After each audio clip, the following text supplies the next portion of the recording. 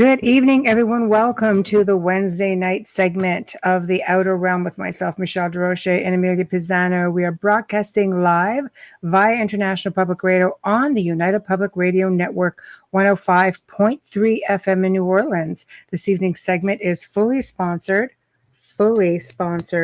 by the amazing folks over at Folgers Coffee. So thank you, Folgers.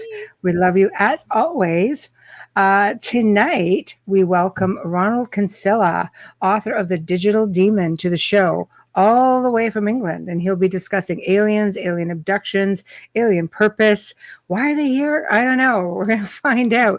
In order to participate in the show, you will all need to pop over to YouTube on UFO Paranormal Radio or International Public Radio, even UFO Gods and Extraterrestrials. How to write that down. Please subscribe. And you can also go looking for us on Twitch, I believe, Twitter, of course, all of the networks, Facebook pages. If you want immediate responses or to be acknowledged, aside from hoping that we just see it, please go on UFO Paranormal Radio, tag Amelia, and she'll be able to respond and make sure your questions get out there. Of course, we as the hosts can definitely see all of your comments. Just because we don't make mention of it, we will try, doesn't mean that we don't see it. So please settle yourselves in and get ready for a really awesome show. Here we go. Wow. Pony doesn't make me a lady. Oh my goodness. I'm going to joke. Wow. Honestly. Yeah. I'm like, wow. I'm like, what? Wow. International Community for Alien Research, ICAR. Yes. Hey, just because I have a pony does not. Anyways. I know. And with that being said, hey, Zach. Hi, Zach. I can't even see that far down yet because Joe's like, he's just completely flooded my feed. Hi, Michelle. Yeah, he's just completely flooded my feed. Yeah, but, that's just letting us know where everything is, which is really good. But what I don't see is, UFO Paranormal Radio. Okay, YouTube, there it is. Right okay, back at you, millions. No international. Good. Thanks, Michelle. Prettiest girls right back ever. At you. She's stunning. Okay, so it's August. Yeah, so we're running a little bit behind. Sorry. So we're going to get Ronald's. Get his bio right now because our guest tonight is coming to us and speaking with us all the way from the United Kingdom. So it is about 2 a.m. there. So let's take this. Ronald Kinsella is an identical twin, being an author of numerous books, mainly science fiction, as well as embracing digital art. He has just published a book called The Digital Demon, which investigates strange occurrences, raising several problematic issues and conflicting testimonies. Ronald co-hosts a radio show with his twin on the Paranormal UK Radio Network under Twin Souls, cool name, which is a monthly role. He is currently working on a sequel to The Digital Demon. Please welcome our special guest tonight, Ronald Kinsella, to the Outer Realm. Hey. Hello. How are you? How are you? Hello, Michelle. Hi. Hello, Amelia. Hi. Nice to meet I you. just love the way you say my name. You can say that over and over again. And it begins. It's that accent. It's the accent. It is. Yeah, it is, and it's spelt in the British way. It's not spelt in the Italian way, so it's just perfect, right? There we go. So how are you? Yeah, I'm very well, thank you. I'm very, very honored to be on your show and very honored to meet you, Michelle and Amelia. Thank you. Thank you for having me on. Thank you for being here. Pleasure. We know how late it is. Yeah, we always have to hand it to you guys whenever we have someone from the UK over. We know it's just like lots of coffee and we try to get it through. And, my gosh, I've really been looking forward to this because, first off, the title of your book really got my attention. And I was like, okay, now this is a curiosity. I always like to start off with humble beginnings, of course, and what brought you to this point, and why the Digital Demon? Why? Tell us about your journey. Yeah, well, I must make it clear that when I was younger, I was never interested in any of this subject. Nothing. interested me with UFOs. In fact, in the 70s and 80s, it was, as you well know, taboo. You couldn't talk about it. And if people did speak about it, it was done with tongue in cheek. Until, of course, in 1982, Philip and I saw one, a UFO, and it was with our grandmother. We used to stay with them in Tatchbrook Road in London. They had quite a large house. And for holidays, we would spend time with Grandma and Granddad. And it was, I can't remember the exact day. Of course, I was 13. I was bone idle at school, very lazy.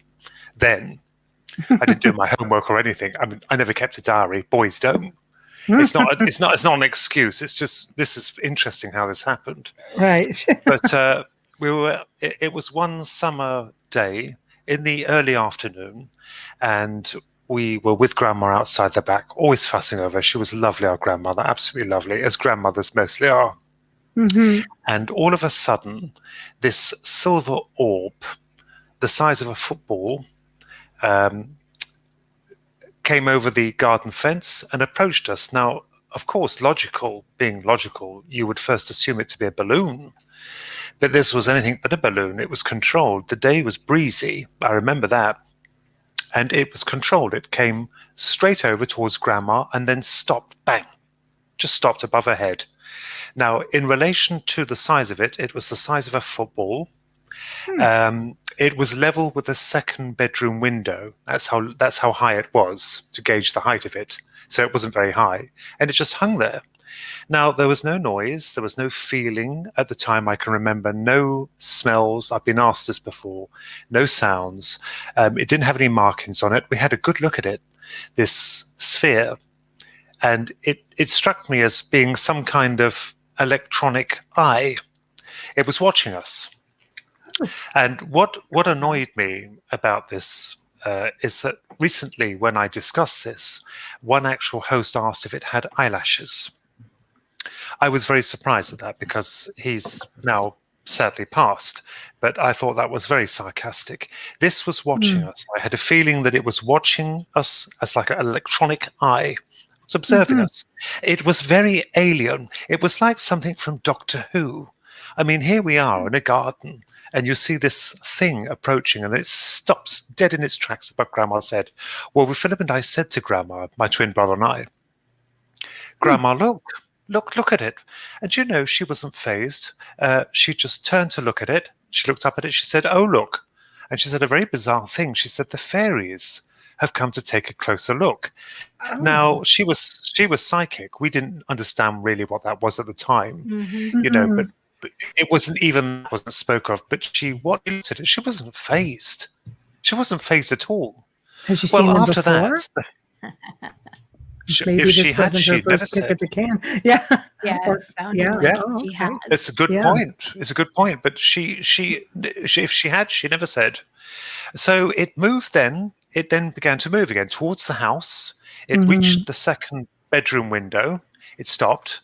Evidently, I suppose it was looking in. Then it went straight up to the third bedroom window. It stopped and looked in. Then it went over the roof where we darted in. And Philip and I went in to see if we could see it crossing the house, which it inevitably did. And we saw it moving off. It got faster and faster and just shot off. So that was the first encounter with them. So it's like a probe, basically. The same way, you know, that we send probes out, I guess, into space or satellites to try to track information and such. Yep. I've put it recently. I mean, this was a long time ago. So you can't put the dots together. You can't join the dots together until much later. It's like a jigsaw puzzle. You start to make some sense of it, but there is no sense, if you see what I mean. But could it have been a Foo Fighter? Now, we've learned of the Foo Fighters that were during the Second World War, for people who may not know, not the group, the Foo Fighters. That's right. the Foo Fighters.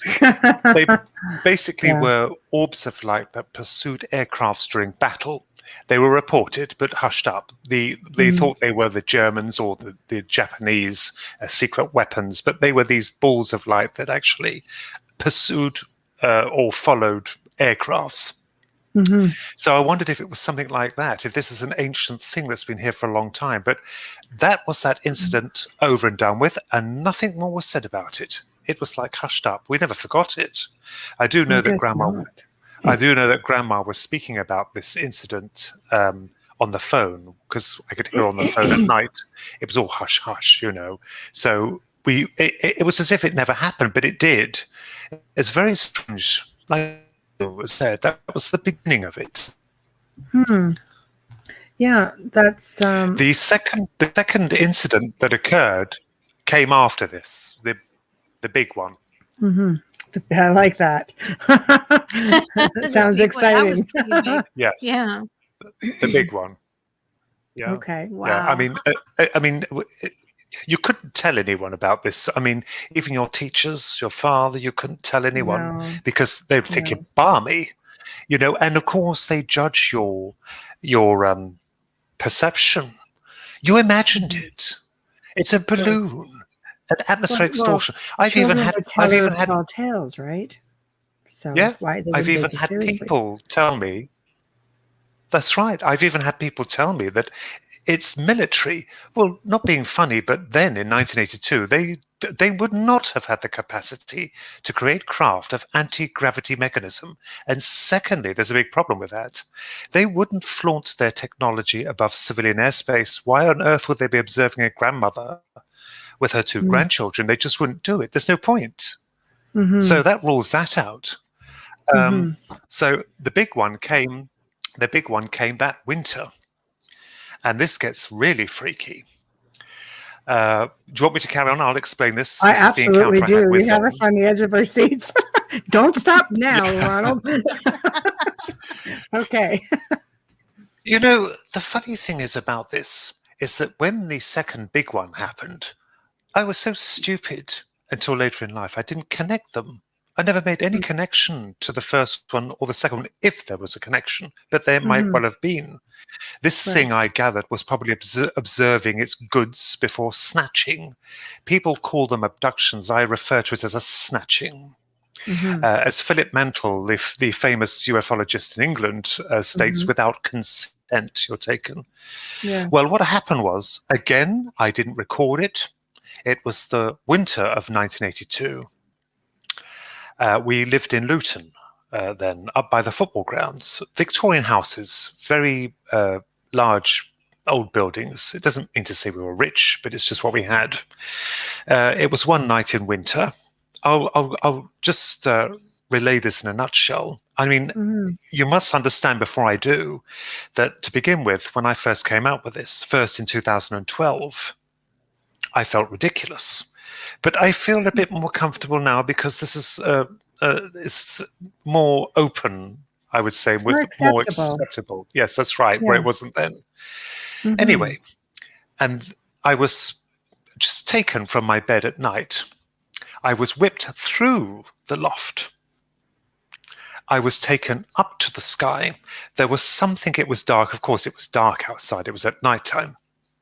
I had gone to bed, and this wasn't a dream. This wasn't sleep paralysis. We've been through this. The excuses again. And I'm not making it fit just to make a quick buck to sell a story. I wouldn't do that because the taboo it's just been horrendous. I was whipped up and there was something hanging in the sky. Something very dark. I couldn't discern what it was. There was something big hanging above the house. It was very dark.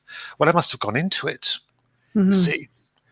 So the next thing I remembered was I was in this wheelchair, very modern looking wheelchair. It wasn't like anything we had. And immediately I got the impression of a sterile hospital environment, although it wasn't a room we would associate with being like ours. It was very different, very squat. And there was these strange men in this room. Now, we'll get to this in a minute, what I've recently found out about these strange men. There were three standing ahead of me before an operating table. And there was one behind me who I could not see. I couldn't see him. Even the ones who were standing before the operating table were covered from head to toe. They had uniforms on. It was like they were masked. Even their faces were masked. You know the old gas masks in the World War II that people used to wear? Yes. They were more modern. They were very modern, but they were wearing them. I couldn't even see their eyes. And they were just, the three of them were standing ahead of this table, and one was behind me. I don't know why, but I just knew there was someone behind me. I guess you just know, don't you? You have that impression there's something behind you, there's someone behind you. Absolutely. Absolutely. And my instincts served me correct, because there was. I couldn't see him. I tried to turn, but I was partially paralyzed. Isn't that funny, isn't it? It was partially paralyzed. I could hardly move. And again, they'll put this down to sleep paralysis. It isn't. This is not. No, it's pretty common with abductees, the type of sleep paralysis sort of syndrome. Yeah, that's right. So that's right. That's right in line with that's a thing. Yes. So, and when I came to my senses of wondering where I was, knowing that it was some kind of hospital environment, which is, I found out now, common upon abductees, he spoke. The one behind me spoke. I heard his voice, and it was fluent, very fluent, well-spoken English. I would say a middle-aged man, very authoritative. That's the first thing I got from this voice, was extremely authoritative, and his voice was clear-cut. Right. And I will never forget the first sentence he spoke. He said, and these are his exact words, "We are going to perform an operation on you, Ronald." Now, when he said my name, I flinched, because he knew who I was, but I certainly didn't know who he was. I had no idea what these were. They were very strange. Now, the three ahead of me just stood there. They were impassive. They just stood there watching. And I remembered pleading immediately with him. I mean, I was in a state, as you could imagine. I'm paralyzed to a degree. I could move a bit, but that was it. I didn't have any compulsion to get out of the chair. You would thought you would have done, but something just kept me in it. Anyway, I pleaded with him, and for some strange reason, I got the impression it was to do with the head. This is from me. I can't clarify this, of course. It was to do with the head. They're going to do something, an operation on the head. I just assumed it was the head. I don't know why. And I begged him. You see, I begged him. I kept trying to turn to see him, but I couldn't see him. He said, "No, this is for your own good." Now, the manner in which he said this next, I can't really remember, but it was to do with something like, "It is for your own good. It has to be done." He kept emphasizing the urgency of this operation. So I was powerless. And what he did then, because I started to cry, I was sobbing, he took this. Now, this is very interesting. To my left, there was a utensil rack with instruments on them, very strange instruments. Now, he took one of these instruments in a hand that was gloved. Now, I wished I had foresight to actually count how many fingers he had on that hand. I didn't count them. Well, you're not going to. You're in shock. You know, someone even asked me, "Did you count his fingers?" No, I haven't time to. You're shocked. Right. You don't think what about I do things remember. like that. Yeah. That's right. That's right. But what I do remember, absolutely, is he picked up this instrument, and I had a damn good look at this. It was like a pen, shaped like a pen. It was silver. And on the end, there was a nodule, a round nodule. Now, he took this, and he took my left hand very gently, and he pressed the nodule on the top here of the left hand. Bam! That was it. I went out like a light. Now, before I carry on with this, something very interesting. I was medically ignorant of any procedure. I've never had an operation in my life until recently. Last year, I had an operation by our natural doctors on the prostate, so I had to go under. They put the interestingly, you know what's fascinating about that? When I had this operation by the natural doctor, I absolutely, truthfully thought, my God, that's where he pressed the nodule, the doctor, the unnatural one, all those years ago. Anyway, I went out like a knight. So I was then, the next thing I remembered, I was ejected from this thing. I was ejected. They'd obviously done what they were, this alleged operation of theirs. I was ejected, shoved out. And I was falling back to the house. I was dropping. Now, this time, which is interesting, And I've never forgotten this. This was when I was 13 in 1982. I'm in my 50s now. So I've never forgotten this. Never. As I dropped to the house, I went through the loft again, through the ceiling, and then I was dropped back into my room onto my bed very gently. Now, this is interesting. I felt a bump. That was nasty. That was contact with the mattress. I could feel myself actually touching the mattress as they placed me down, face up. And then they did something very bizarre, a last thing before they cleared off. They projected above my head, and now it took me 30 years to work out what this possibly might be. They really tried to screw me up big time in there. They tried to screw me up. What they did was they projected on the ceiling, and I knew it was a projection, some kind of clever trick, a hologram. And remember, again, in 1982, 3D technology was very crude. If you remember Jaws, and we had those crude glasses on, to make it look 3D, and it was appalling. I mean, they tried, bless them, they tried. But the technology, holographic technology, is virtually rubbish. But this was a hologram to die for. Any film producer would die to have this kind of technology. They projected on the ceiling the huge head of a Cheshire cat. It was wavering. It wasn't moving, but it was wavering. It was like water, but I gathered it was the lights moving. Yes, this is where the cartoon comes into it. They're showing me a cartoon. It looked real, but it wasn't. It was the most awfulest thing you could ever imagine. It was grinning down at me. It didn't say anything. It was just staring at me with a huge grin on its face, and then a wavering. I think it was electric blue. Don't hold me to it, but it was. To me, it was like I remember it was electric blue, wavering. It was horrifying, and then it went. Wow! And after that. Yeah. After that, it took me a long time to try and work out what this meant. 30 years. When I started later on in life, started to look into the UFO field and to recount my own experiences with them of these strange. Now, another thing strange happened after that. Now, after I used to prop book against the door, put me up through the ceiling. It scarred me as a kid. I prop an old guitar up against the door. It was broken, so that if someone came in, it would make a clatter. This is how desperate I got. I'd shove books up my back. Someone humorously said to weigh me down if I was taken up again. I thought that was charming. I don't know why. I just silently was in absolute shock. But the only person I told that was Philip, my brother, because I trusted him. And we know we don't lie. And this scarred me for years, because the dark, the doors, even though they took me up in the ceiling. But if you'd like me to relay what the Cheshire Cat probably meant. Yes, absolutely. Please. I mean, I could, this was, he was, I gathered, myself, an insurance policy on their part, because they felt that, strangely, they can anesthetize you prior to an operation, but they don't want to anesthetize you when you're taken up. Why do you have to see them? I've been through this. We'll get to that in a minute. Why do you have to see them? If they're so advanced, why can't they just knock you out prior to abduction or snatching? And save all the bother. Yeah. Why?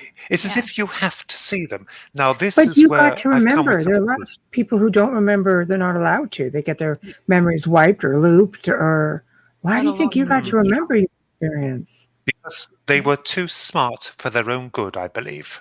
Too smart. The Cheshire Cat and the posh voice, the authoritative voice, two elements that caused me a great deal of contemplation.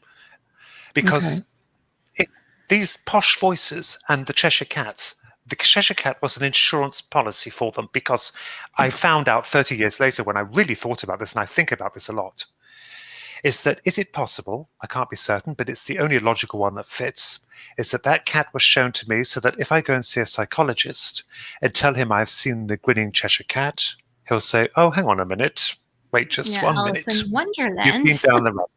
You've seen, I saw the film, incidentally, a few years prior to this, the incident. He will turn around and say, you're screwed up in the head. You're just getting confused. The doctors might be of medical facilities, and the cat is just something that is from your subconscious.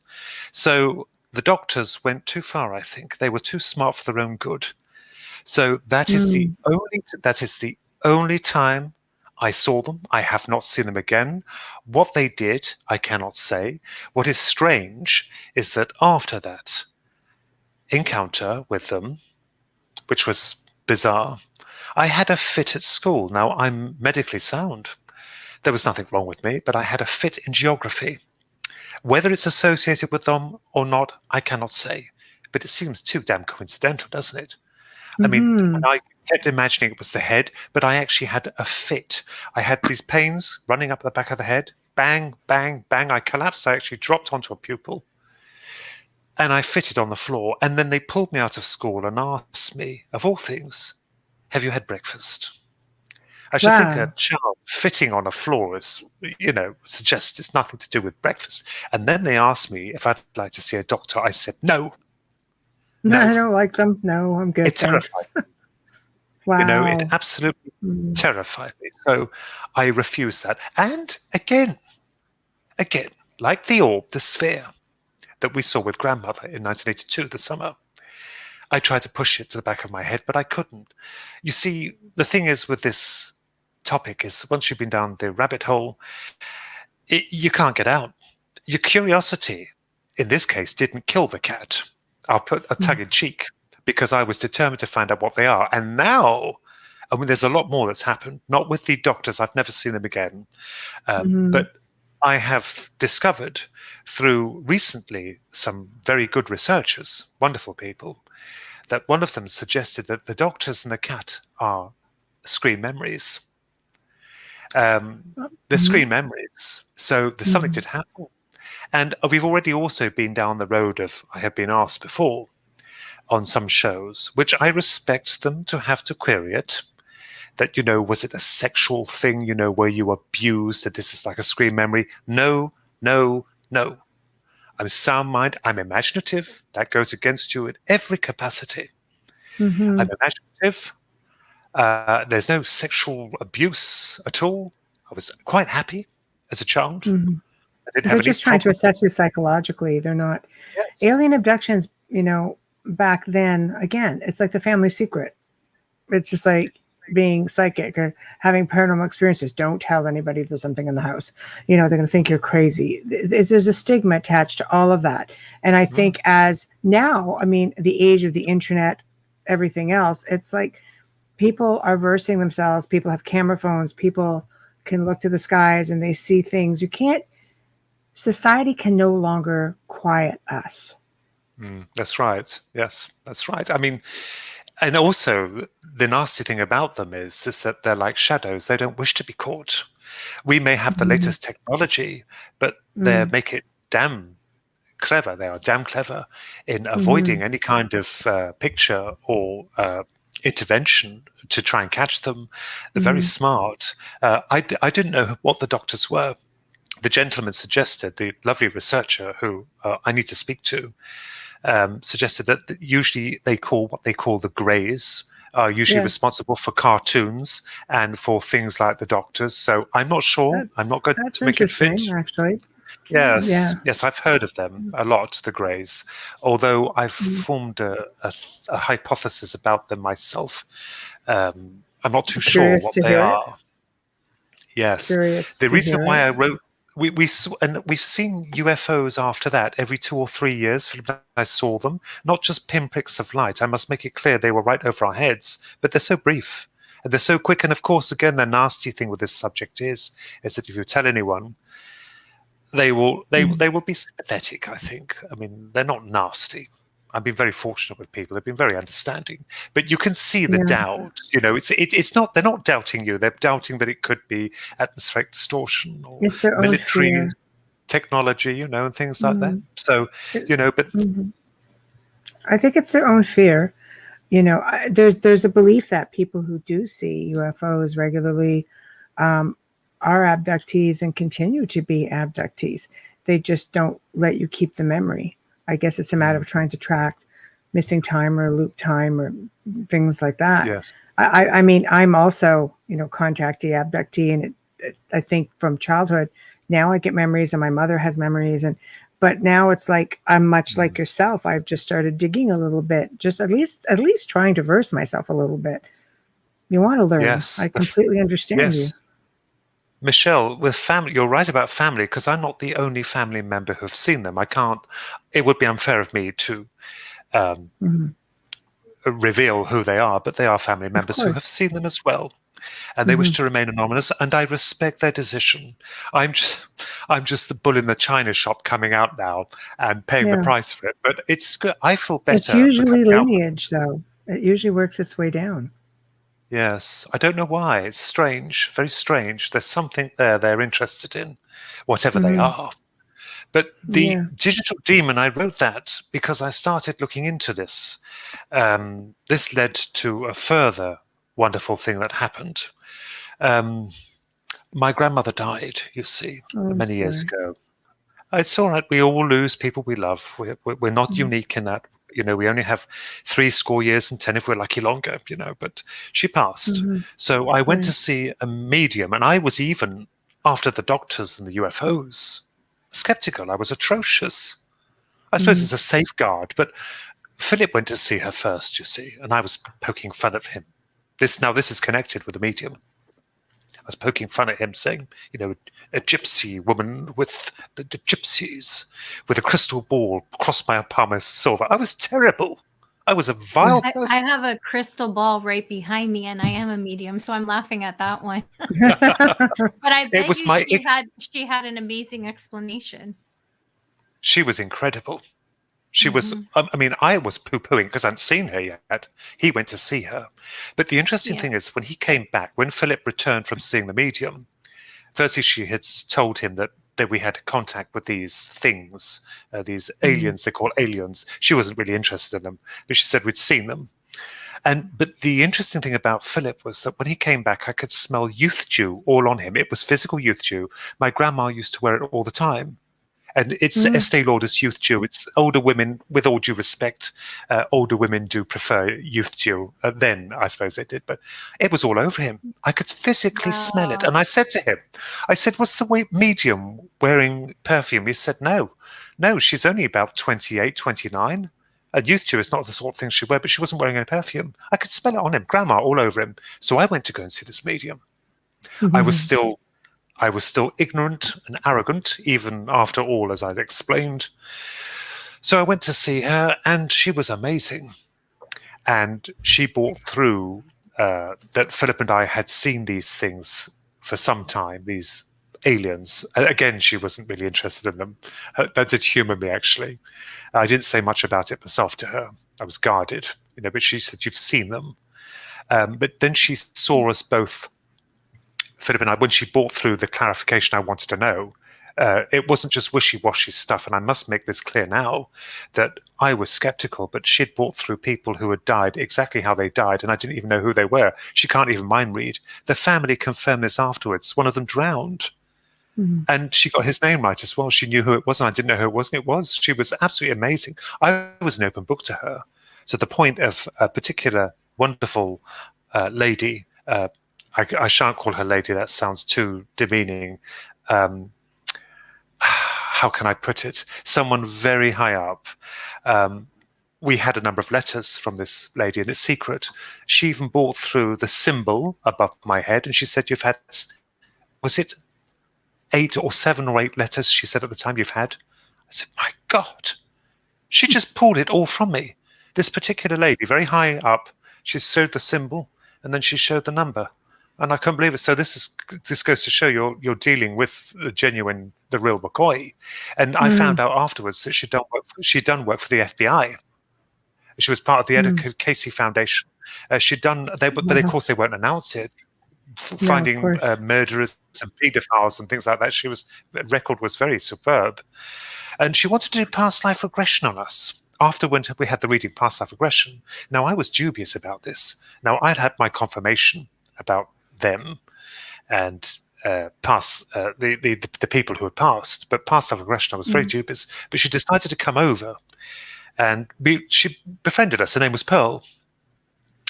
And the process of doing this was very complex. It was very almost forensic. She wanted to go through all our likes, dislikes, tastes, because she wanted to see Atlantis. She'd bought through, when she was doing me a reading, Philip and I having been sisters, on Atlantis in something called the Golden Era. I mean, I was amused by it, but have heard of Atlantis. We all have. I mean, it's sunk. But something called the Golden Era. She was interested to see if she could see this through a past life regression. So she conducted this past life regression. And it was very hard for me to go under, actually. I was very stubborn. It took me about half an hour after all the going, and nothing was planted. There was no leading you up the garden path. She was very professional, but I did go under. And what I saw ran like a movie. There was no sound, but it ran like a movie. And I was seeing 3 different eras, and they were all death. I don't know why. A lot of people actually report this now. I found out that when they see that, when they have past life regression, Amelia and Michelle, a lot of them, they see the end of their life, the death. But one of them wasn't. This one was almost like out of this world, and this goes back to them, these supposed or presumed aliens. It's I'll explain what I saw. Please. And it all seems to tie up in some strange way. I have a full picture, of course, but it's to do with the reptilians.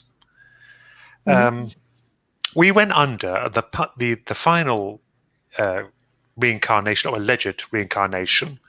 I was saying, I didn't know at the time. I gather I was in Chichen Itza.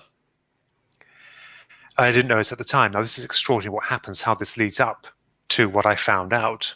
I didn't know where it was. I was ignorant of history as well, but I was in a temple or quite high up, not massively high up, but there were trees everywhere. I could see the tops of trees, and there was a young girl beside me. I must have been I would say about perhaps 20, 22.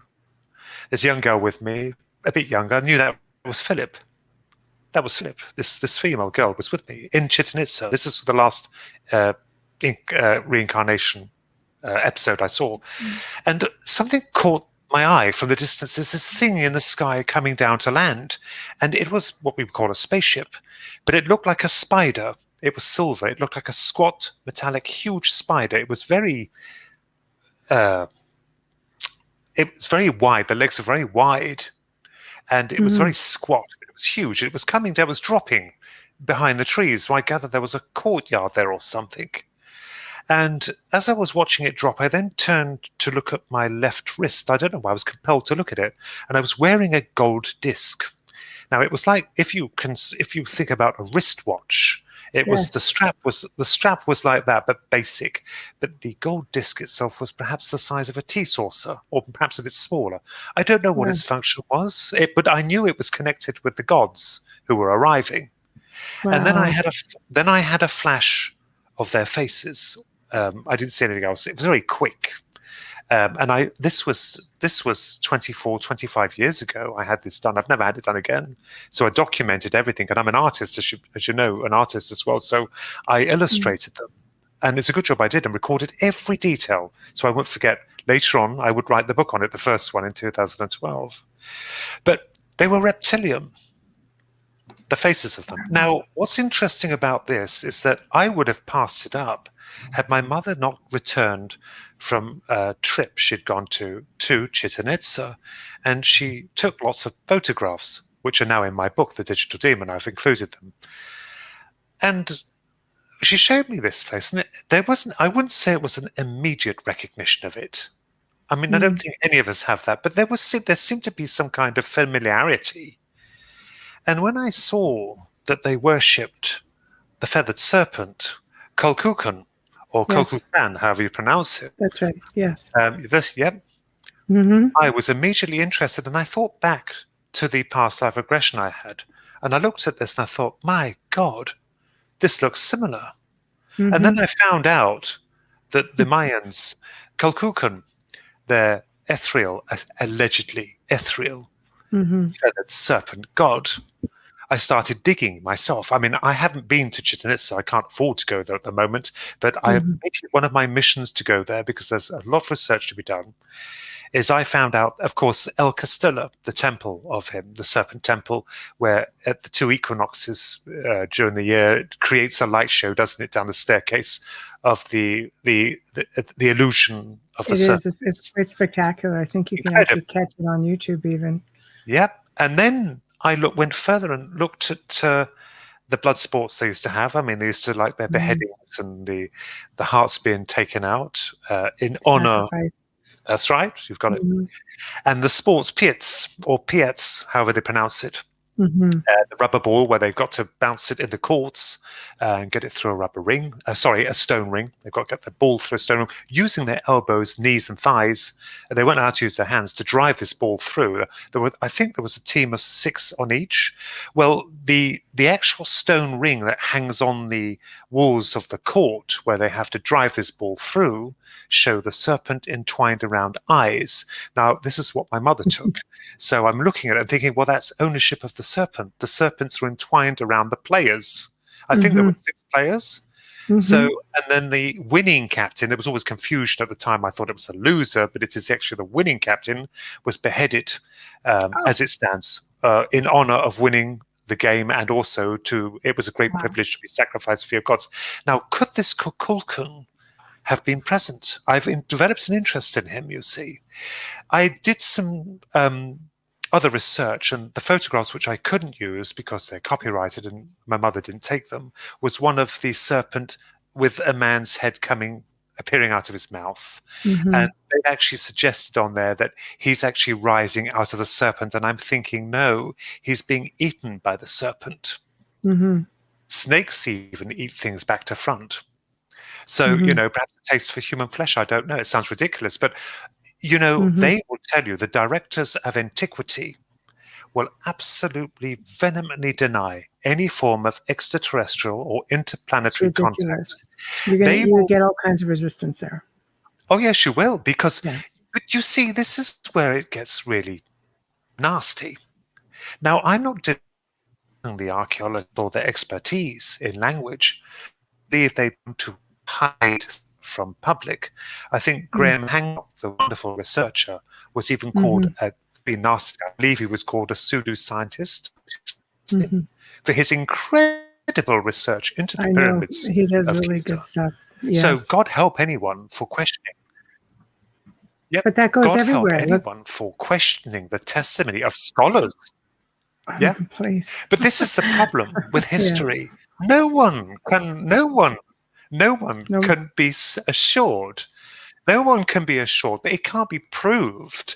We're actually believing the testimony of experts, but if the experts have their own narrative, which we're following, so, who are we to believe? It is quite possible, unlike my grandfather, that they had a visitor, an ancient alien, which I quite like the word, your wonderful program that you run, an ancient alien Kukulkan. I believe he was real. And I also, in my book, The Digital Demon, I made reference to that. I referred to him as a feathered serpent. Is it possible, but that was used symbolically, that feathers are of flight? And of course, the Mayans, when they clapped eyes on them and they welcomed them, they associated them as birds because they could fly, so henceforth feathered serpent. It goes on and on. It's very, all you've got to do is go back to the ancient Sumerians as well, the Anunnaki. All of that is they show you like pretty much like a reptilian individual. It goes really far back. But, academically speaking, there's a lot of things right now that are being discovered that the good old boys in archaeology don't want to admit. All you've got to do is, when they say, I'll use this example, with one of our guests, Dr. Kathleen Ann Ball, they tell you Christopher Columbus came and discovered America, in the 1400s. Meanwhile, she's got proof in a cave of the Knights Templar being there 200 years prior. Yes. And the Vikings now, it's just been discovered that they were there. And that's going back even another, 400 or, like 600 years. Like they were there in the 800s. Like, right. They can fight it all they want. But technology allows us to move forward with new discoveries that are wiping out some of that. And eventually they're going to have to, they're just going to have to give. So we're going to have to rethink everything again. Yes, that's right. It's as Amelia, as you were saying, sorry, you're going to say something there. No, it's okay. I was going to say they're not going to rewrite history because it costs too much money. It comes down to that. No one really knows who was here when. It's just Christopher Columbus had an audience and quite the historical family connection. And that's why his was put out there, basically. Well, if the Templars had made it out there in public, they would have been listed as first to touch, North America. So it was just who you know, even back then, 1492, who you knew. I mean, we're not knocking any of them. I mean, they are brilliant people. The archaeologists are, and they have their stripes. But for goodness' sake, you have to. Times. That's right, and you have to appreciate that. They're very stuck in their ways. So. Yeah, you have to. Any new narrative that comes along, they will dismiss it or destroy it. And of course, aliens would be laughable. They love that one because that's a sore spot. With them, they definitely don't believe in ancient aliens. I mean, for the most part, there are some that do. They do go public with it, but there are some that are a little bit more staunch and they don't want to explore it at all. But there's evidence in a lot of monoliths and caves, and you can look at ancient paintings, religious paintings, and you will see UFOs within the painting. You clearly see one, Virgin Mary holding baby Jesus with a UFO in the sky that was done in like the 1500s. I'm sorry, people, it's there. It's always been there. You just need to look at it and acknowledge it for what it is. Right? Yes. So Amelia, did you have something to say? There's a comment. Sorry, there's a comment in Facebook, and this is why it's taking me a little bit longer to get to it. Sorry, William Lester says, my background is in anthropology, and I can tell you people in the field know it's true, but there's a brick wall with a force field about this subject. Thank you for your comment, William. Yes. Very nice. Yeah. Thank you. Thank you. There's another interesting angle to this as I delved into the UFO phenomenon. Is the fact of the Roswell ship. Now, I know it's controversial, but everything is. But I do personally believe something very exotic crashed there. The problem was this. I mean, we know it happened because the military did actually first announce that they had captured a flying disc to then retract it, you see. Because I think they believed that it would help with matters of secrecy and also the controversy of such a thing. And they probably couldn't believe what they had in their possession. And of course, it was the linchpin of all UFOs, a blueprint of what was to follow the secrecy and covering it up. But what I couldn't work out, and I do believe it did crash there, something very extraordinary crashed there. I've always maintained that. What I couldn't understand, though, and we read this testimony from so many people, is that it was allegedly struck by lightning or there was a malfunction and it crashed. Now, for me, that didn't quite add up. If it had been interstellar, if they'd come from outer space or interdimensional, we have to consider as well, or underwater, it traveled along at such a speed and it did crash. But I was wondering, and now I'm proud of myself of this. I hope I've got no ego, but I published this in Digital Demon prior to Jack Valet, who's wonderful anyway. But I think we're thinking along the same lines because my book came out in March and I think his new one came out in May. I think I might be wrong, but sometime afterwards, not long. I had thought about this, and he's been thinking about it, about the crash. Now, it just seemed too fantastic that Mother Nature could bring down such an incredible piece of technology. If they'd traversed the great cosmos or interdimensional travel, I hardly think they'd be overpowered by Mother Nature. But it seemed they were, or that might be the illusion we were given. Is it possible that it was deliberately downed? that it was a Trojan horse. Now, I have referred to it as a Trojan horse. Jacques Vallée has referred to it as a gift.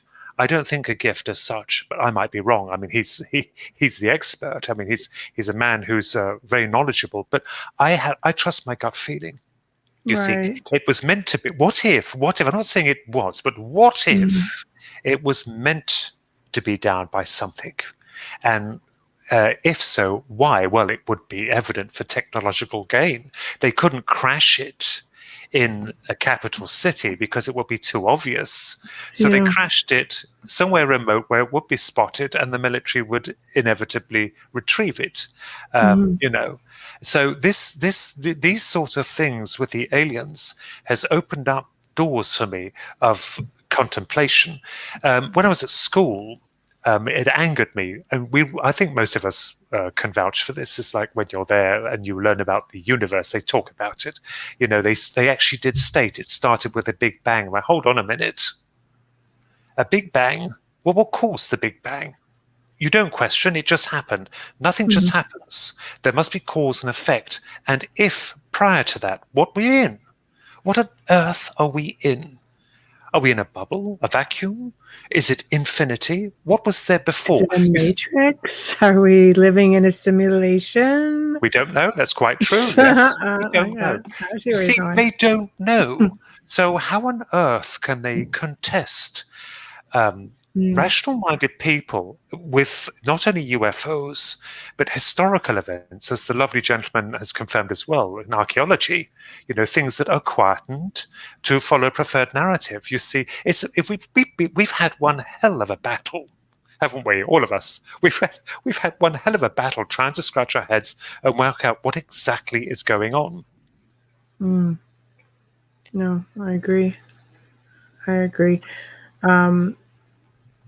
Yeah. I don't know.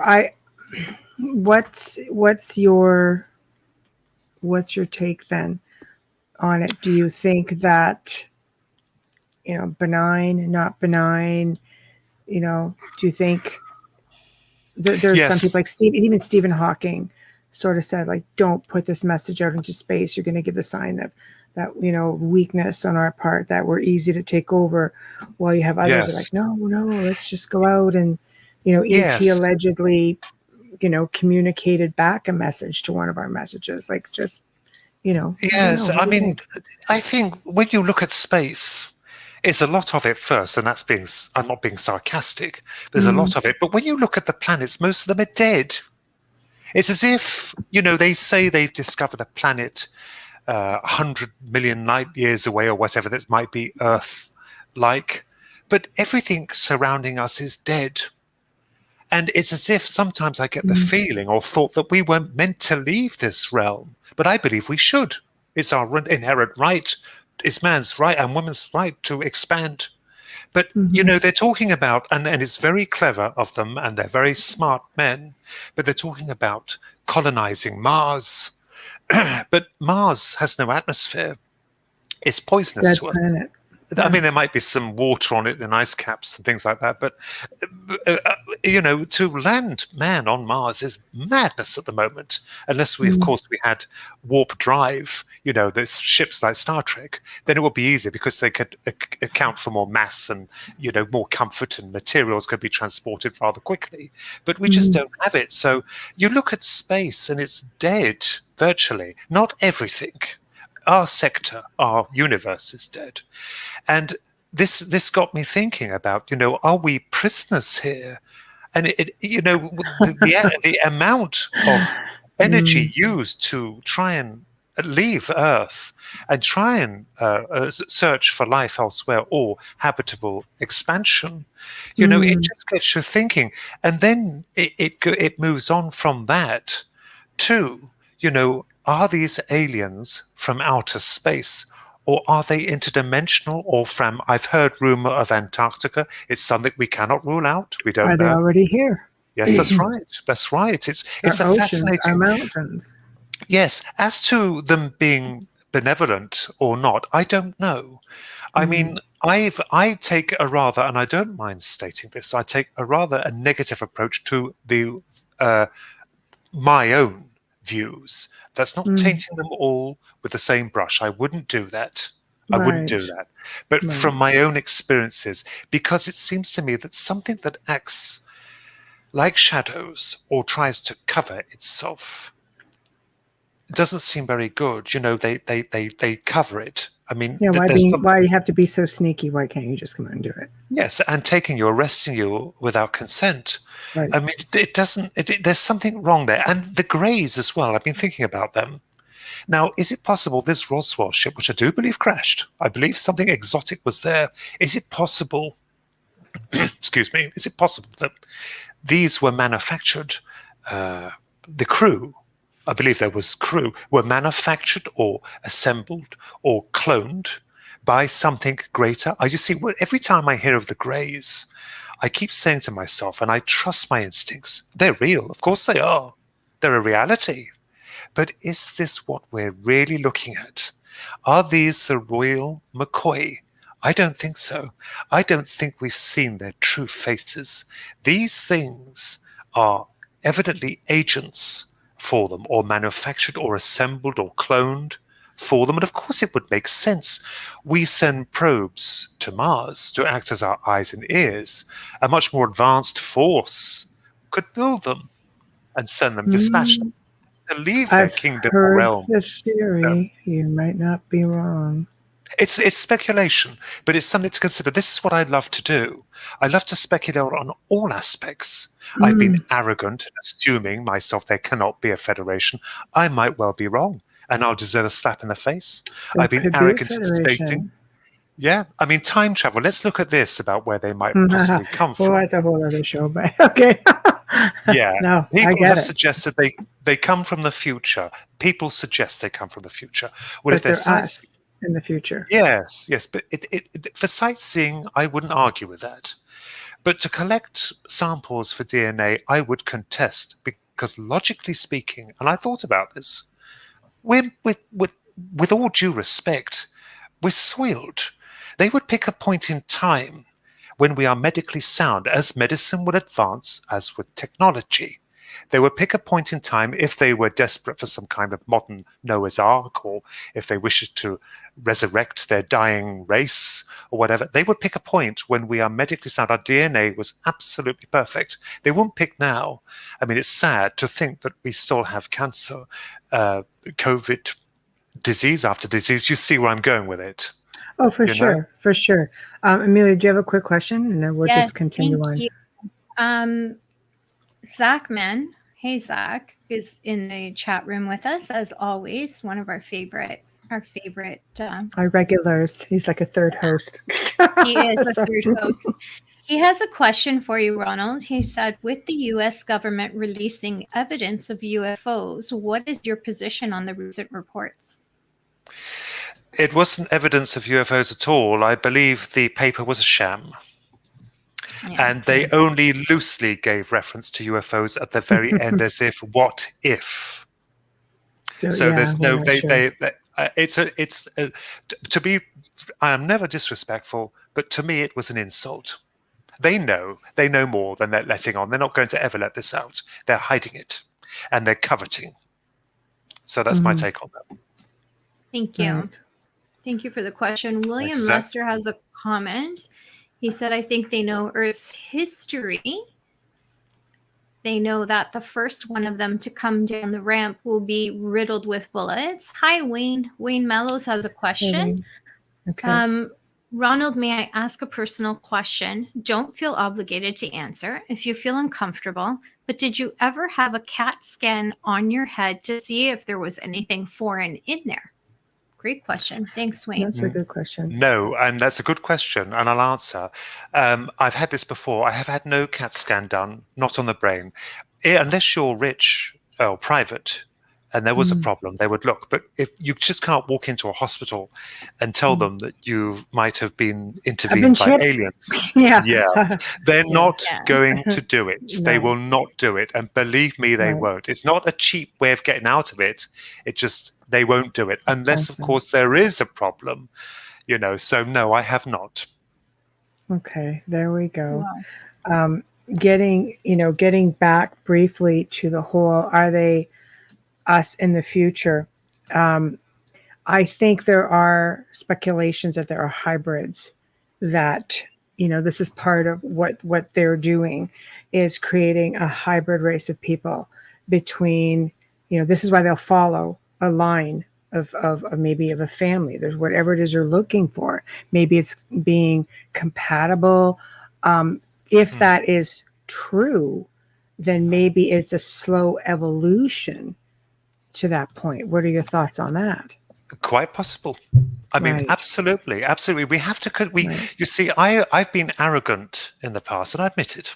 I've been arrogant, but we have to consider every aspect of it, because really, I mean, we've got, no one has any proof, but we have seen them. They are real. They are real. So it's good. It's good to speculate, as you said. It could well be they're building hybrids. They must be, because I've heard of the encounters people have had, the women, with what they do to them, and it's horrendous. So there's some reason for it. Just what we don't know, but absolutely possible. Yes, Michelle, I agree with you completely. It might be that they are producing a new genus, a new race that perhaps will walk alongside them. And of course, it's interesting you should say that, because the missing link, that was an upgrade, wasn't it? They won't admit it. That was an upgrade. So perhaps negative blood type. Yes, as they're doing it, they've picked a point in time where a new agenda will be unleashed, and there'll be another hike in the evolutionary scale by manipulating DNA, by enhancing it, creating superior beings that are more efficient than we are. It's something to consider. I agree. I agree as well. Let's face it. I think if they wanted to destroy us, they more than have the capability to do it, especially in our more primitive times. Like we're a little bit more advanced now. We have a little bit more technology. We can see them coming, but it wasn't always the case. No, those are even the nuclear toys to them. They're toys. They could, you're right, they could wipe us out.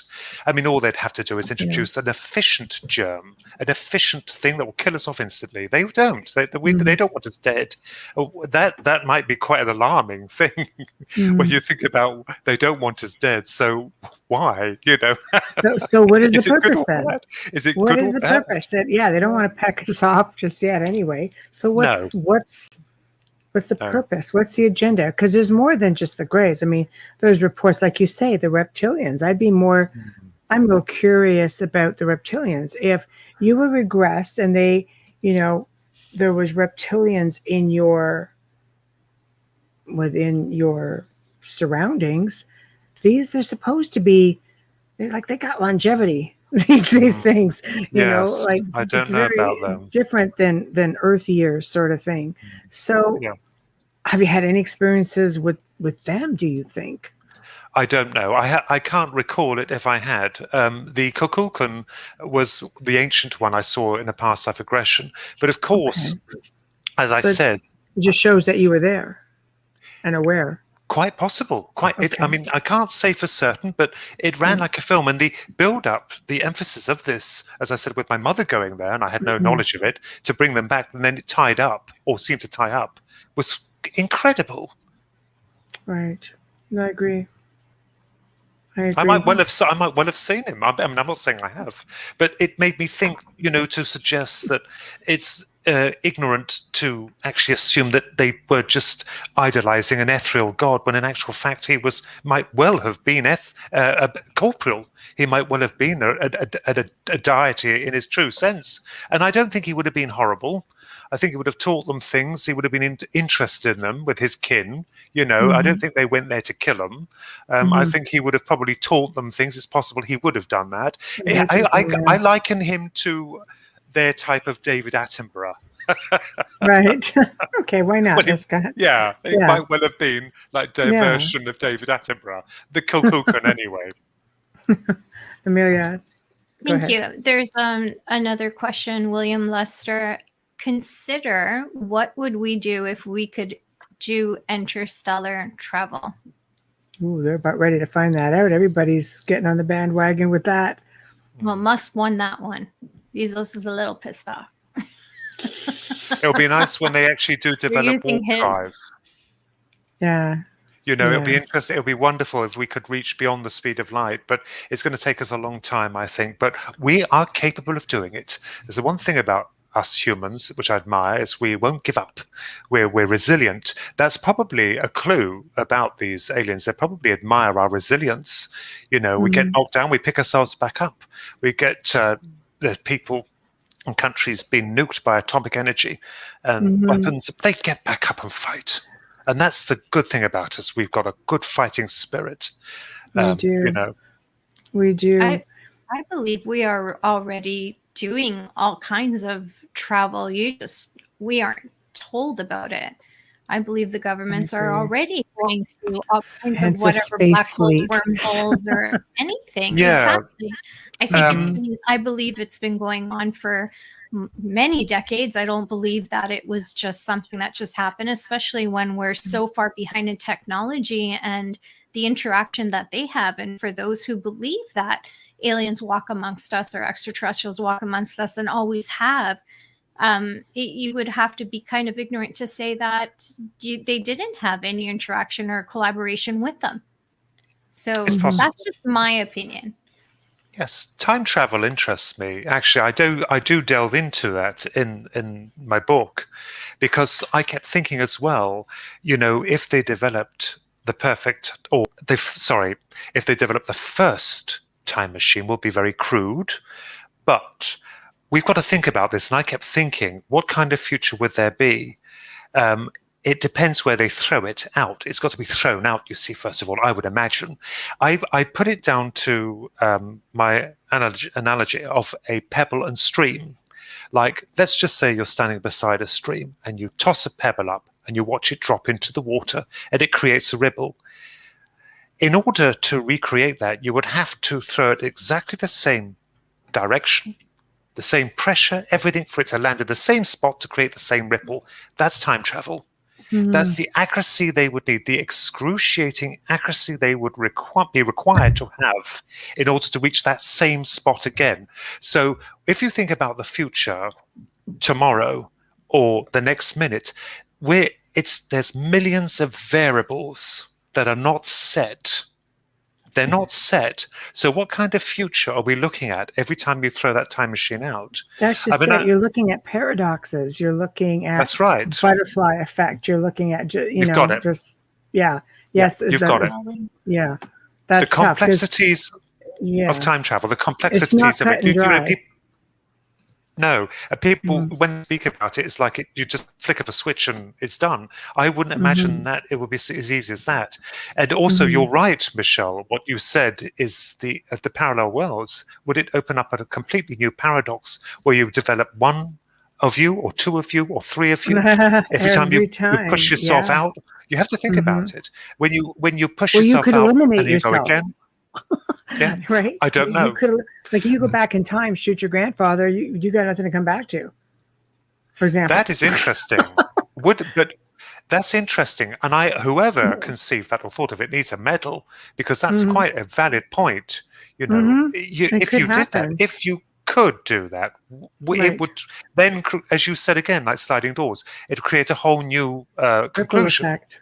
Yeah, that's right. True. So it will change and change and change. It will be for every action. There is a reaction. People don't realize there's all these different types of paradoxes that you need to really be careful with. So it is fascinating, for sure. Yes, it is. I mean, we don't have any answers. Speculation. We don't have a lot of answers to a lot of things, but one thing that there is speculation on with extraterrestrials is that if they have the capability of coming from the future, for example, which is believed, especially in this discussion, is potentially a thing, then that tells me that they know exactly where they want to be. They know what's going to happen. Are they maybe trying to evolve our race because we are going to wipe ourselves out? I mean, let's face it, it's not the first time the planet wipes itself out. It keeps happening. It's hard to say. I mean, you mean to actually create a modern day Noah's Ark? I don't know. I couldn't say. I mean, time travel, I don't know. I mean, it's quite possible. As I said, I won't denounce anything. It would be ignorant of me to do that, because I would be no different from the archaeologists who deny that there could be star visitors. So I don't know. I've never really, I've not given much thought to time travel. I have about the analogy of the pebble and stream, but as for the aliens, I wouldn't know. But it is a distinct possibility. You know, we can't rule that out. It's you see, this is wonderful. The whole thing is, everything is, you know, it's what if. And I like that, because this is what's caused the enigma. Nobody knows, but we do need opinions. It's when people, which really annoys me, is when they stuck on a hypothesis and they won't move. They're adamant it's that, and it can only be that. They are wrong. They're not only wrong, they're foolish to adopt such a principle, because we don't know. I don't know what they are.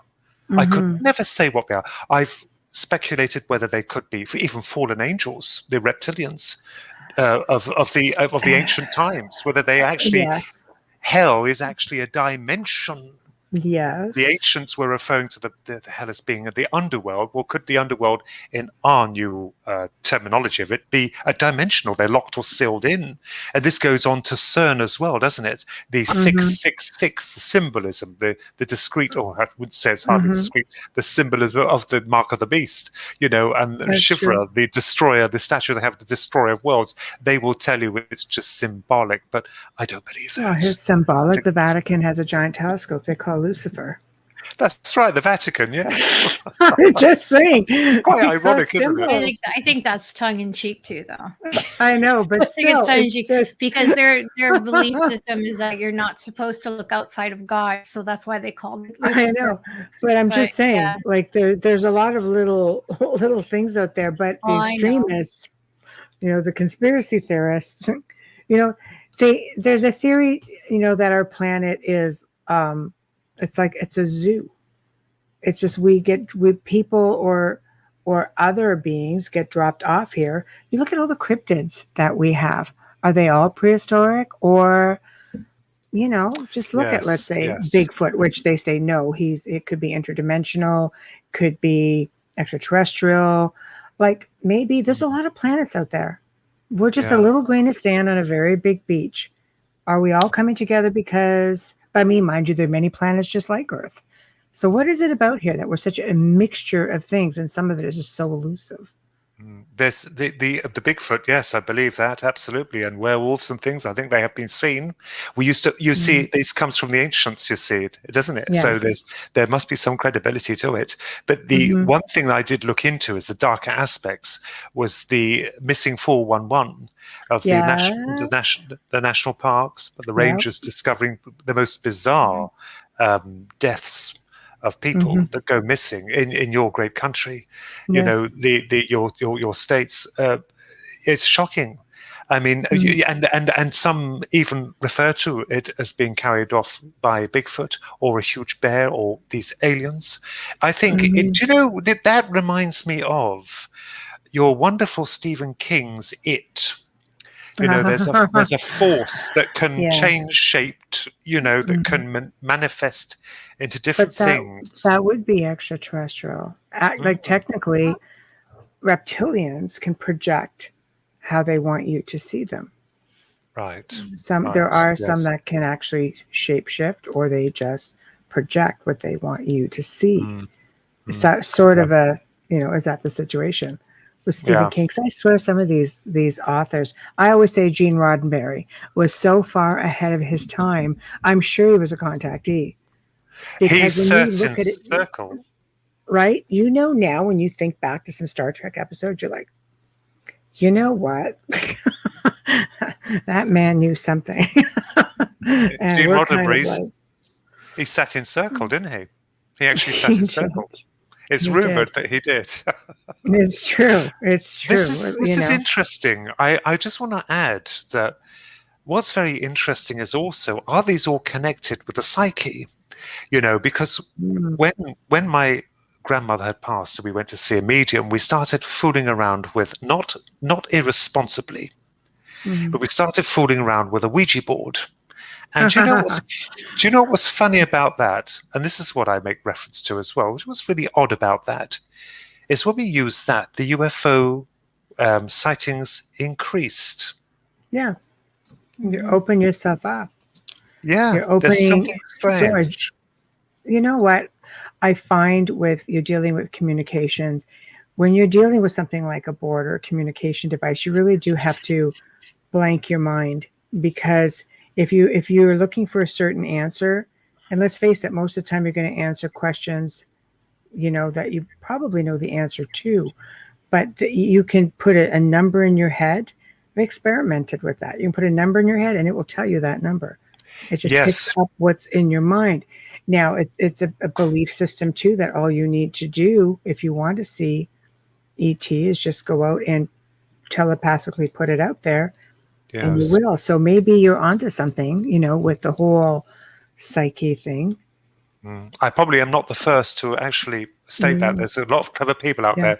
But what was interesting when you said about the board, we did an experiment because we won't have nonsense, Philip and I. We had a friend with us, Susan, and we performed. This is when we first used it. We didn't have a board, so we just stuck letters on the table, like you do, and used the glass of the planchette. The trouble is, every time we moved our hands, the paper kept falling off, so we kept putting it back on. But what's interesting, it started to speak to us, this entity or whatever it was, and I didn't trust it. And I said, because we had a very good friend with us, Susan, who is, I have to say, very intelligent on the board. She won't have nonsense. And she didn't have her hands anywhere near the board. She was just watching. And I said, it was spelling something out. And I said, I've had enough of this. I said, Susan, do me a favor. Go out there, take a pen and paper. This actually happened. I said, write something down and put it in your pocket and come back in. Well, I think she got the gist of what I was doing. So she went out. She came back and we reset the board. And I said, right, addressing the board, I said, I want you to tell me what she's written.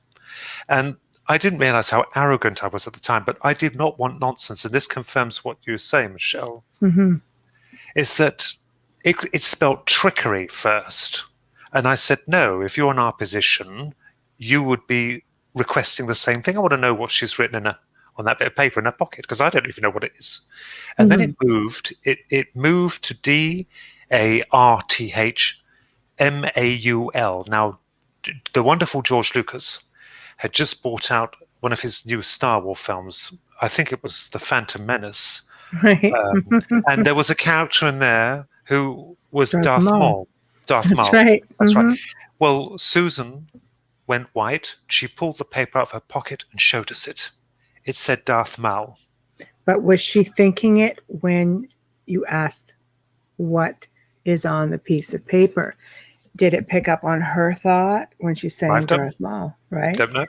So we have to do a station ID real quick. Yeah, I mean, you're quite right. Absolutely. Yeah. But I don't know. But whatever it was extraordinary because it's using some kind of psychic ability. Telepathic ability. Yes. Yeah.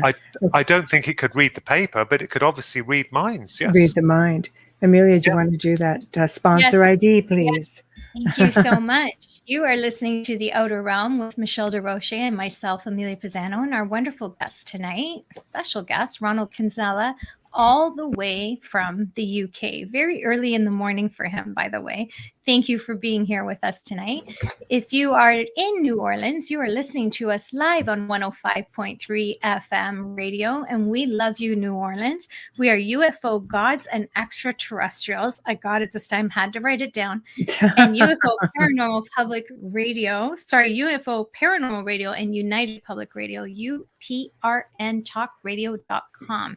Tonight's episode and every episode is fully sponsored by the great people at Folgers Coffee. Thank you so much, Folgers. We love you. Always.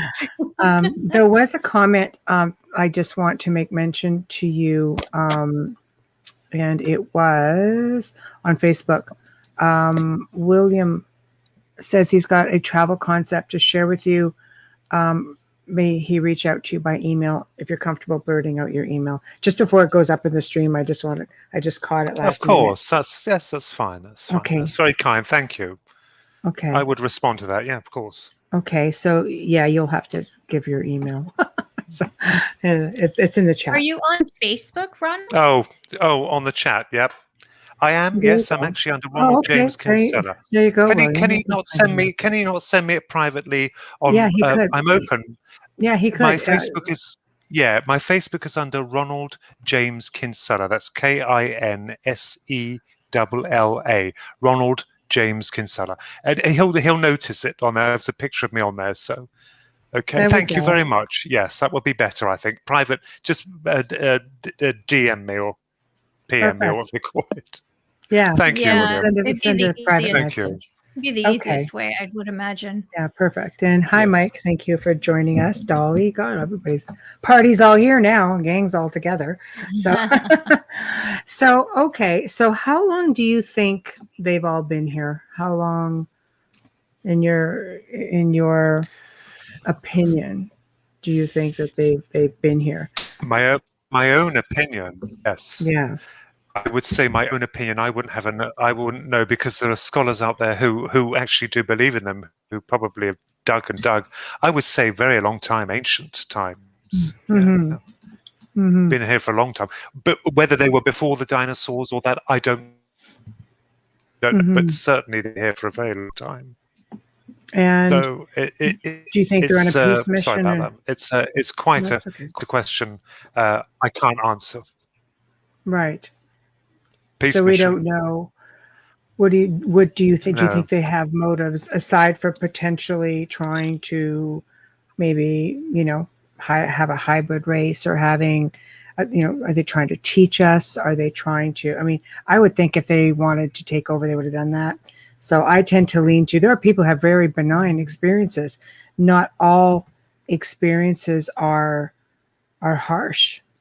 Some people have really good experiences with them, but there are so many different species also, right? So what are your thoughts? It's just a case of the good, the bad, and the ugly. I think. We look at the cattle mutilations as well, and Skinwalker Ranch, and Bempton, which Paul Sinclair does a lot of work with, the darker aspects. So I think it is a case of the good, the bad, and the ugly. You have the good ones, and the bad ones, and the ugly ones. So I think that is like us.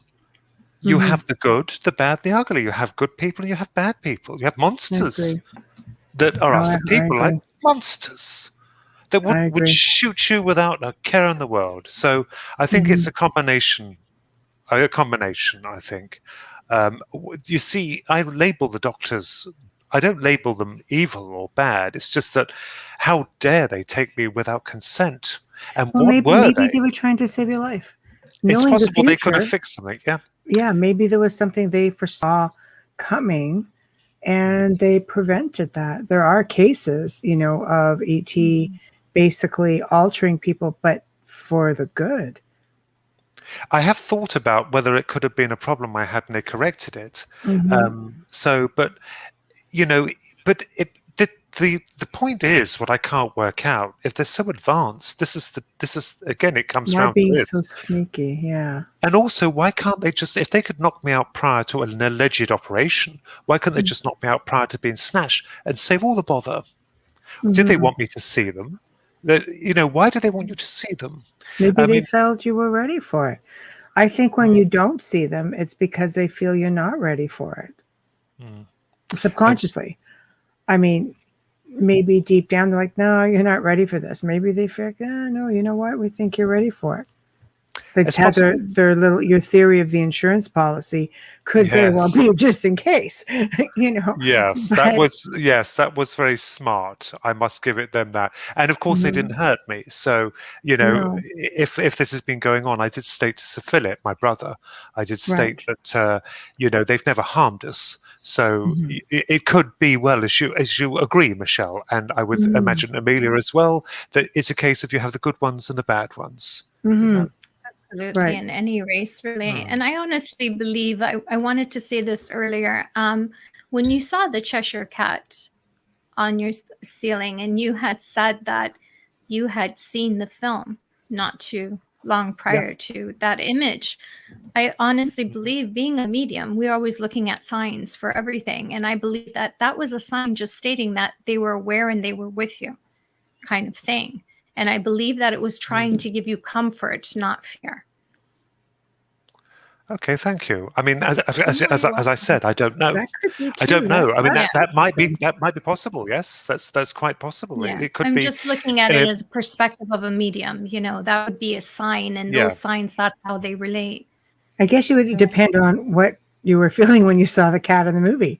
Did you fear it, or did you kind of laugh and go, "Oh wow, this is all right"? Maybe they're just trying to say, "Hey."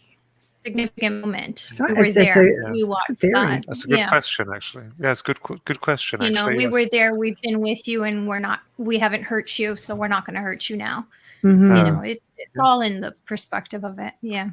Yeah, it's. I mean, as I said, I'm open to any kind. I mean, I won't denounce anything because it's just when you look at it, it's very interesting, isn't it? And those are very interesting answers you've come up with, or possible scenarios that it could be possible that's what it is.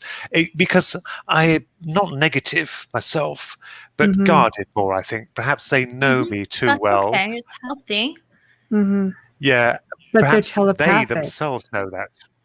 They know what's in your subconscious. Right? Straight and narrow. I don't know.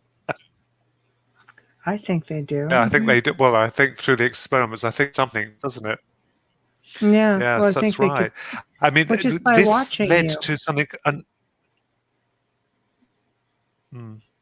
But I did have an insight. Now, when I saw this medium, all those years ago, and Philip is a medium himself. He was told he was going to be doing this, and he's doing it. He denied it, but he's doing it now. My twin brother. But I'm told I've got the gift, but I haven't. You see, I sat in circle for 4 years, and I couldn't bring anything through. But Pearl did say to me that it would open up in my 40s. Well, it didn't, because it's opened up in my 50s, because certain things have happened to confirm that there's something, but mine is sporadic, and it's in the form of pictures. Now, this might interest you both. Is the fact that it started with a wonderful chap who's in New York, who I was speaking to, and as I was just talking to him, I couldn't see him. It was preparing for radio. I just kept seeing this sand in my head. Just kept seeing this sand. I don't know why. I nearly passed it up. This wasn't so long ago. And I said, William, why am I seeing this sand? And he didn't know. And thankfully, he didn't until the Monday when I got home and he'd sent me some photographs. He'd never worked with it before, and he showed me this sand everywhere. So that was the first kick-starting. I think, I've seen the future. I wouldn't have thought it was. I wouldn't have known it was the future. But somehow, I didn't. I wouldn't even know what the sand meant.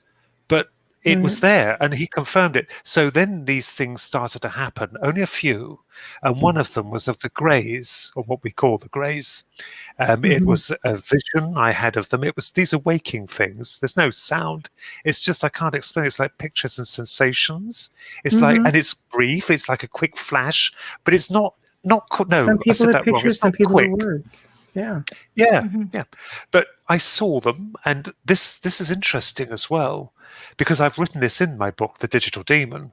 It's the fact it's the last chapter, and it's called The Vision, because Philip and I actually, well, from what I can tell, and if it's correct, we actually get to meet them. Well, two of them anyway, because this vision, what it was very clever. As I'm walking along working, I'm seeing this vision over my preferable view. That's how it works, I suppose. And it's like we're near these woods, and there's all this grey. It's all grey. All of it's grey. It's a grey day. Right. And there's this mist, all this grey going around these trees, and we stop in the car. We get out the car, and we have to go through these trees. I don't know why. This is the vision I had.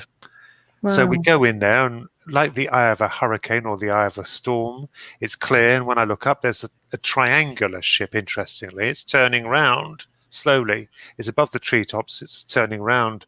And from it, floating down, rather, are two greys. And it ends. So then I thought about the grey. And I thought, my God, the greys, the grey day, the greys. There was no insight. Nothing. Symbolism, colors. Yeah, it could be symbolism. I put it down to a meeting. I'm hoping I will, because I want to ask them a few things. Whether they'd answer or not, it doesn't matter. But, I want some answers. I want some answers from them. Yeah, there's little so-and-sos. I want some answers from them. But I'm just giving it to you straight. That's what I saw. Them dropping from it, and that was it. Gone. That the vision ended. Yeah. So I have every time you feel, and that didn't know what was going on until afterwards, and then you think, oh right. So I documented it, and that was like the sand when I saw with William. You see the same kind of thing. So I've put it down to a vision. I might be wrong, but that's all you can do, isn't it? You can just put it down as a premonition, as you said, Michelle. Yes. Amelia has a question. Thank you. Comment. Wayne would like to share his opinion with you. He said, if you hadn't seen them, then you wouldn't have written this book. And you, I believe, are here to help spread a realistic word on what's going on. That's Wayne Mallows. Thank you. That's very kind. That's very kind of you. If I hadn't have seen them, yes, I suppose it would have taken a different course. I think that we could say that for everyone, you know. I mean, but it's just happened, and I actually, in answer to Wayne's lovely statement there, is that I almost passed it up. I wasn't going to write this book. There was one I wrote before, and I almost passed it up. And I remember when that was published by Capelban in 2012, the first one, it was a weak version, and I didn't mean that. I don't want that to sound demeaning for the publishers, because they're now out. They've gone bust. They folded, so the gentleman is all gone. But the Digital Demon is a stronger testimony. But I even remembered when that was published, and it was only a small publishing company. And I'm not demeaning it. It was. It's not one of the big houses. But when that came out, I was very proud. But I was also steeling myself for the reaction, you know, because it was still then. You would appreciate, Michelle and Amelia, that it still was a little bit taboo. And you think, oh God, what they're going to think, you know, these doctors and this Cheshire Cat. You just have to put it out there. Yeah, you know? And I did, and it's your own self-healing. Maybe the book is a way to help you do that and get that message out at the same time. Yeah. Kukukun is in there too. I went through the alleged reincarnations, the very horrible death, apart from the last one, which was the reptilian. But I did put it out. But thank you for that, Wayne. That's very nice of you to say so. We're all important, you know. We all need each other, because we all help to think about what it could be. We're little nuggets of gold. I liken to. You know, we all have an opinion, and those opinions matter. When you have people who bulldoze or who are arrogant, that's where you just try and steer away from those guys. Because we all have to evolve at some point.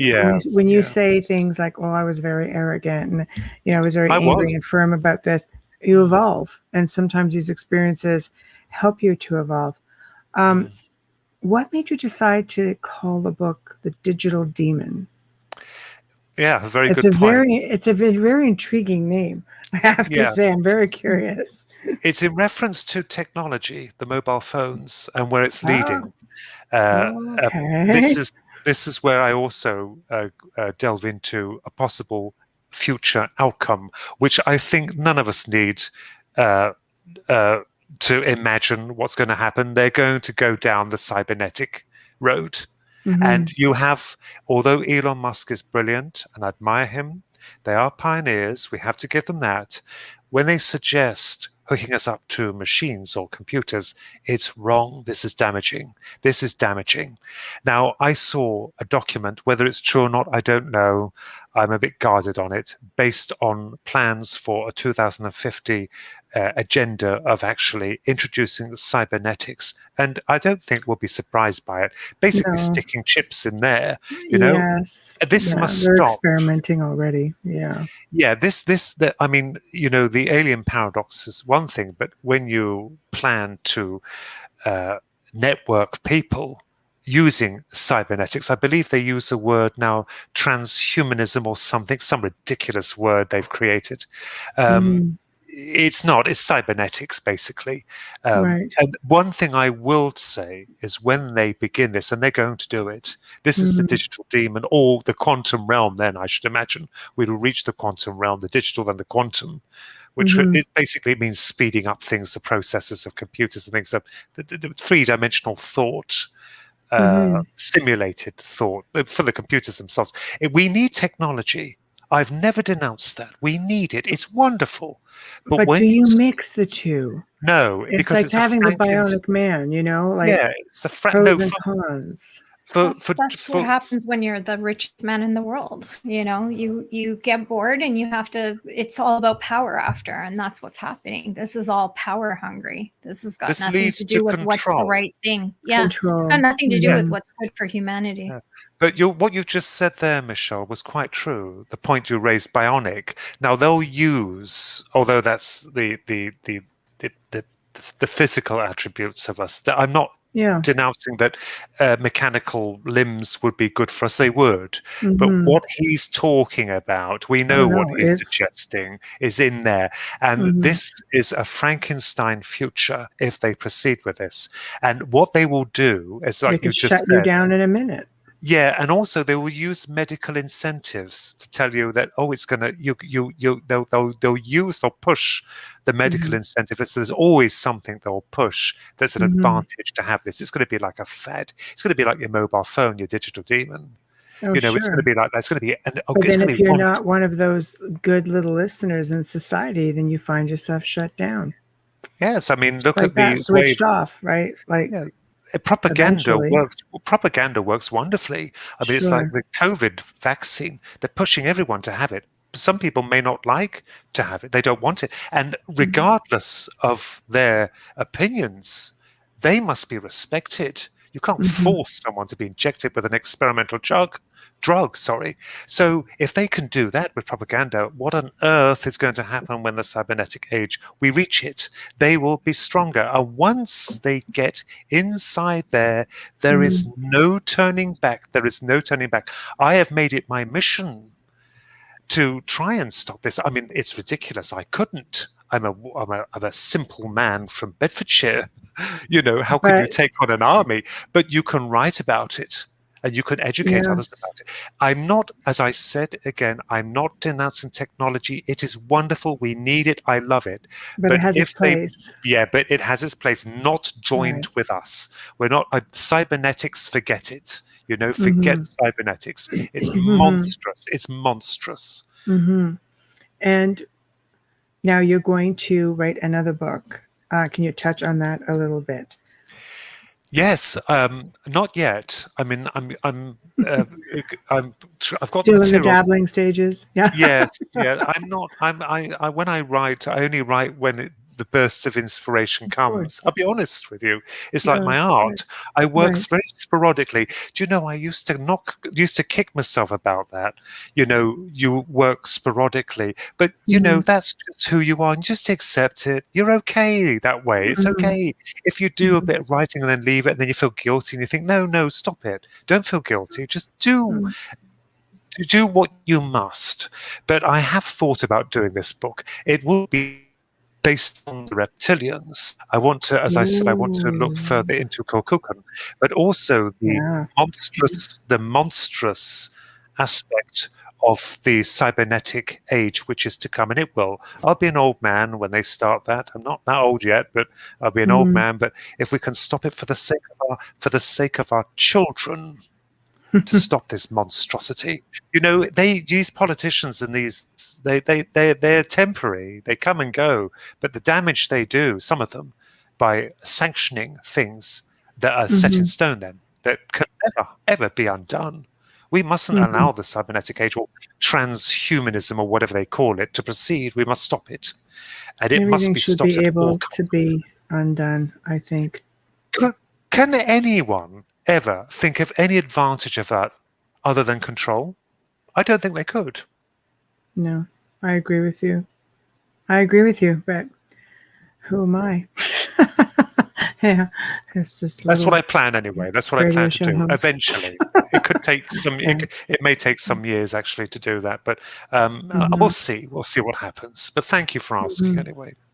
Oh, I think it's fantastic. I think once you get there and get it written and ready, and we'd love to have you come back and maybe share that with us. It's an interesting topic.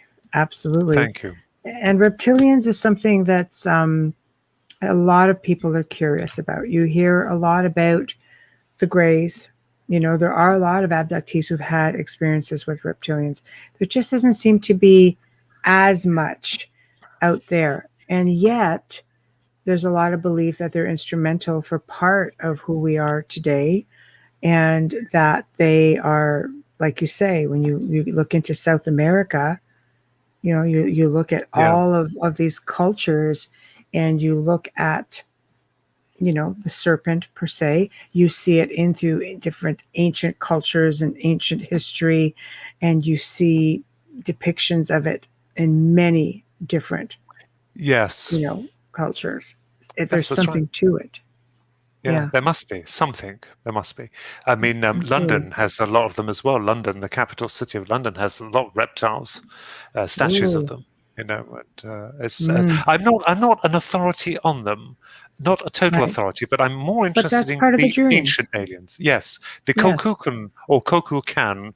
I'm more interested in the ancient ones rather than the modern day ones, because I allegedly or seen something that might represent him. I mean, again, I could be wrong, but I trust my instincts. I think that was him. You have a lot that's even closer to home. Like, I think once you get onto this ancient discoveries, that's a good place to start, because you've had an experience there, but there's a whole lot more. And I think once you start delving and you start realizing all the similarities between those that are in Europe, let's say, and India, and, Sumeria, ancient Sumeria, and you get the connections to South America, you realize they were really connected. Yeah. Perhaps Kokukan was real after all. I mean, we don't know. I think so. I still think he was. I don't think he was all bad. I think, as I said, he was perhaps their version of David Attenborough. So we'll have to wait and see. Maybe. I don't think David Attenborough would find that complimentary. No, for sure. This is a part of the show where you basically tell everybody how to find you, because we're nearing the last few minutes. So tell everybody how to find you, anything you've got coming up, promote. Okay. Philip and I, my twin and I, have got a new website we've just created. It's at www.thekinsellatwins.com. I'm sorry, we couldn't find anything else. Trying to buy a domain name is difficult. It's the Kinsella Twins. So it's the KINSELLA twins.com. And what you'll see on there's my artwork. So if you want to take a look at my own renderings, please hop onto there. There's books there. Philip Mantle is on there as well. And of course, my book. Yeah, and my book, The Digital Demon, is on there, which looks at many aspects of this. I don't have the answers. I'm going to tell you now, because nobody really does. It's theories, but it's good to speculate. And it's illustrated too by myself. Some interesting. There are actually some interesting cases regarding the reptilians in there, and that was through Christopher Turner. Christopher Turner has been wonderful to me. He's the producer of Don't Mention the Reptilians. He endorsed the book. He did a foreword for it.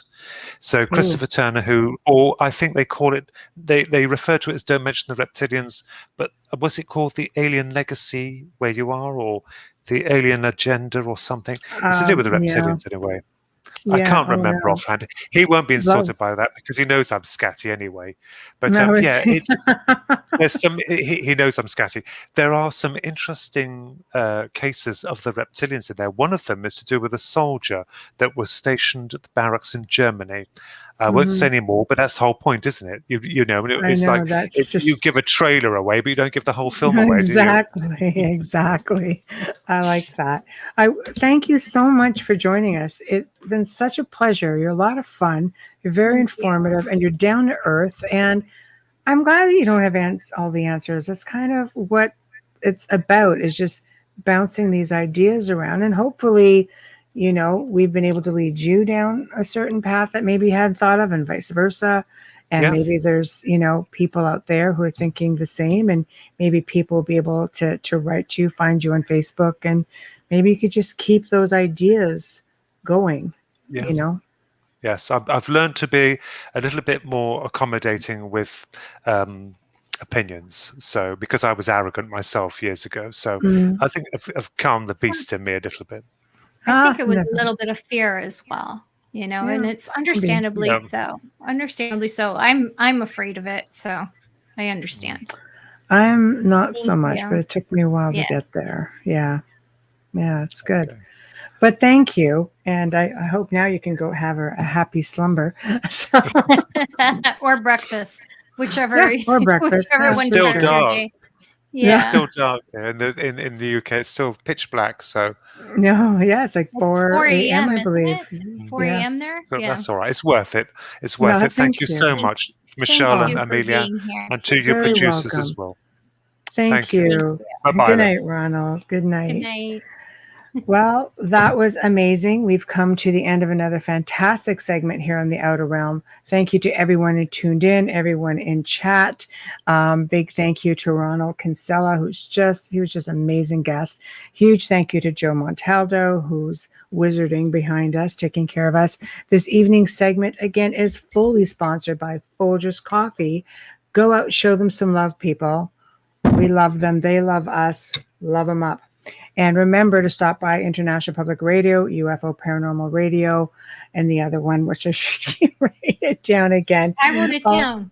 Yeah, I did in the beginning, honestly. But also find us on the Outer Realm on Facebook and Instagram. If you'd like to contact us to be a guest on the show, suggest a guest or topic, email us at theouterrealmcontact@gmail.com. Again, theouterrealmcontact@gmail.com. Now, tomorrow night, we welcome back Mr. Chris Stiles to the show, and he's going to left off where he did for Shag Harbor. Now, the Shag Harbor incident is sort of Canada's, Roswell, and maybe he can touch on that just a little wee bit for those of you who missed the first show. But he will be connecting on more Canadian content for UFOs and alien encounters. So it's going to be a lot of fun.